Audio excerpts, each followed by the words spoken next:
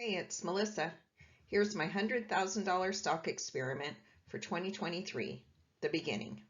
The Melissa method is my attempt to implement the CanSlim trading methodology developed by William O'Neill. I'm trading in my own retirement account and I don't have any tax implications on my trades to consider. This is real money. This is a video diary of my stock journey. Help me celebrate my successes and learn from my mistakes, but this is not an endorsement to purchase any stocks that I've bought or to buy stocks in general. I'm a growth stock investor. I like to invest in companies that are growing faster than their competitors. I use the CanSlim methodology that was developed by William O'Neill at Investors Business Daily, also referred to as the IBD, and you can find that at investors.com. My goal for 2023 is to double my money in 1 year, turn my $100,000 into $200,000. I want to become a better growth stock investor with more winning trades and keeping my losses small. This needs to be measurable. I'll show you a couple of charts in a minute on how I'll measure. I'd like to beat the S&P 500 and the NASDAQ in 2023 and keep my weekly videos to under 10 minutes each week. Here's a summary of my trades for 2018 through 2022.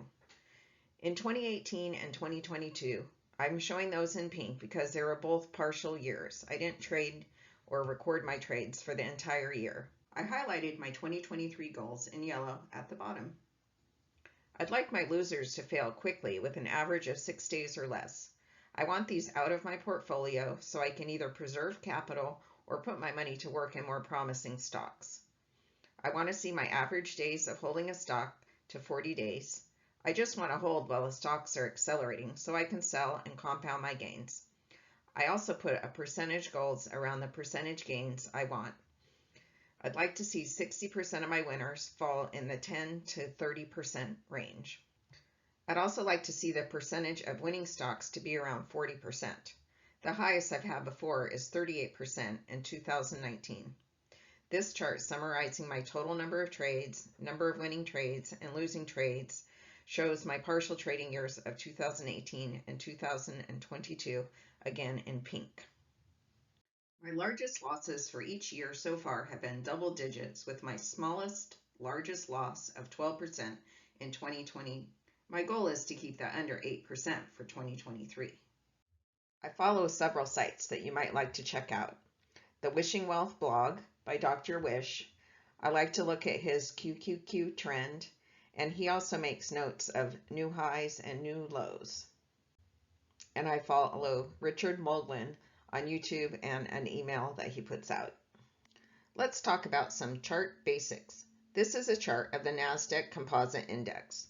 The sloping white, orange, red, and the up and down pink line are all moving averages, tracking the closing price over time. In this chart, they're all simple moving averages, meaning that all the closing price for a specific period of time are added up and divided by the number of days in that period. Number 1 says SMA 8, and that's the pink line, so that's an 8-day simple moving average. The red line at number 2 is the 50-day simple moving average. The orange line is the 150-day simple moving average, and the white is the 200-day simple moving average. We're talking about days on this chart, indicated by the frequency down at number 5 on the bottom of the chart. It says daily. If it said weekly, then those moving averages would be the number of weeks and not the number of days in that period. Towards the left at the bottom of the chart, number 6 shows that this is a 3-month chart. And on the right-hand side at the bottom, number 7 shows the specific time period. In this case, October 3rd, 2022 through December 30th, 2022. Most of the moving averages shown here are moving down. You can see those down red arrows, with the exception of the red 50-day simple moving average, which is going sideways, shown by the yellow arrow. In addition to the color of the moving average line, the dollar value is also shown in the corresponding color for a given date. The date we're looking at on this chart is 12/30/2022. It's in the orange box on the top left-hand side and the corresponding black dot at the bottom at number 8.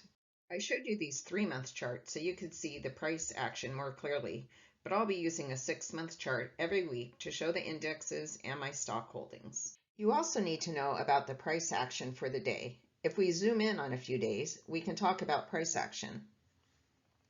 The tick mark on the left is the opening price. The tick mark on the right is the closing price. The length of the line shows the daily price range. The green lines show a close higher than the previous day close, and the red lines show a close lower than the previous day close. Now that you know how to read charts, let's look at the 6-month chart for the NASDAQ Composite.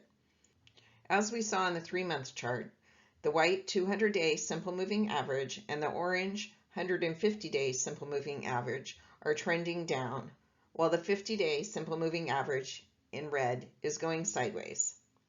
For the last 2 days, the price has been holding at the 8-day simple moving average, that pink line. The S&P 500 index is showing a similar picture, but the stocks in this index have their 50-day simple moving average red line moving up. I have some basic rules that I like to follow. 1, I like to follow the market trend, and I only buy when the indicators show the market is in or starting an uptrend. Right now, it's in a downtrend. I also let the market and the stocks prove themselves, and I pyramid into both. That means I buy slowly to let those stocks start making some progress before I sink more money into the stock market. I have a 3-buy strategy. I buy a $10,000 position as my B1. I have a $6,000 position as my B2, and then I buy a $4,000 position as my B3. Every time I buy a stock, I set a floor that will automatically sell the stock if it hits that low. My maximum floor is an 8% loss. Ideally, I'd like to have a 5% or less loss. Each week, I evaluate and raise my floor if I can. I'm going to try and take profits for most of my stocks at 20 to 25%, and I'm also going to try and hold them for approximately 8 weeks. I'm going to be starting my 2023 stock experiment with a position in Caterpillar. The value on 12/30/2022 was $9,893, and then I put in enough money to bring me up to the $100,000, so that leaves me with cash of $90,106. Let me share how I mark up my stock charts.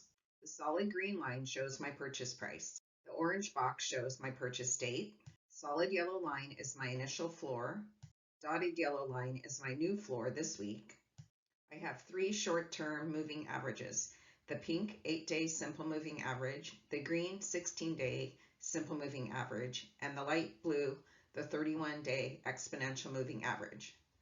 Then I have 2 long-term moving averages, the 50-day simple moving average in red and the 200-day simple moving average in white. I added a comparison line of the S&P 500, that dark blue line. When I add a comparison to my chart, it adds the percentages over on the side in addition to the price of the stocks. This is a 6-month chart, and from the beginning of 6 months, if you count that as 0, the Caterpillar stock has gone up 37.5%. I purchased Caterpillar on December 27th for $241.75. I've held it just the 4 days, and it's down 0.9% for a $90 loss. I did raise my floor this week. Initially, I put it at $230.25, and now I raised it to $232.30, which is at the 31-day exponential moving average. And if that were to trigger a sell, my loss would be around 4%. Thanks for watching. Keep an eye out for my next episode, or better yet, subscribe to my channel, The Melissa Method. Don't forget to hit the bell if you want an alert when I post a new episode.